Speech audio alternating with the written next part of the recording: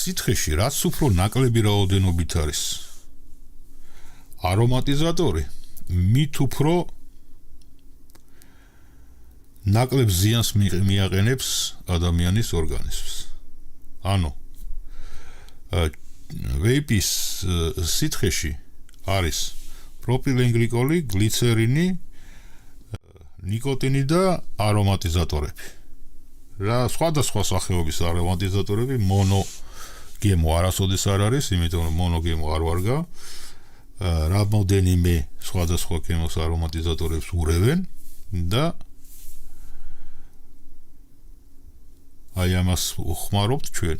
და რაც უფრო მეტია არომატიზატორი, უფრო სწრაფად აფუჭებს ქოილს, ქარხნულ ქოილებზე მაქვს ლაპარაკი და უფრო სწრაფად აბინძურებს სპირალს. ეხლა სპირალის დაბინძურება ჩვენ ბერს არაფერს დაგვაკლებს, იმიტომ რომ ამოვიღებთ ბამბას, გავწმინდავთ სპირალს, ჩავდებთ ახალ ბამბას და გავაგზავნებთ აორთქლებას, ხო? ეს ჩვენთვის არაფერი არა. მაგრამ იმ ადამიანებისთვის, ვინც ქოილებს ხმარობს, ქარხნულ ქოილებს, ეს დამატებითი ხარჯია. და შესაბამისად, რაც უფრო კარგად გადმოსცემს მოწყობილობა გემოს, მით უფრო ნაკლები კონცენტრაციით შეგვიძლია ჩვენს სითხე ავაორთქლოთ, იმიტომ რომ კარგ მოწყობილობაში, კარგ ბაკში ან კარგ დრიბკაში გემო ისედაც კარგად მოდის. შესაბამისად, თუ დაუშვათ პროცენტულად, ჩვენ შეგვიძლია კარგი ბაკით მოვიხმაროთ და კარგი მოდით პლუს სპირალით, ნუ ბევრი რაღაცა მოვიხმაროთ სითხე, რომელშიც კონცენტრატების რაოდენობა არის მინიმუმზე დაყვანილი, დაუშვათ სიტყვაზე 5% ან 10%.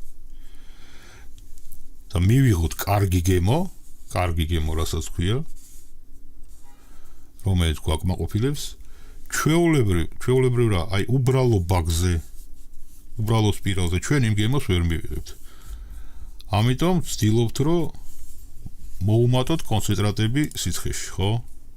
5-ის მაგივრად 10 გაუშვათ, 20 და ესე შემდეგ.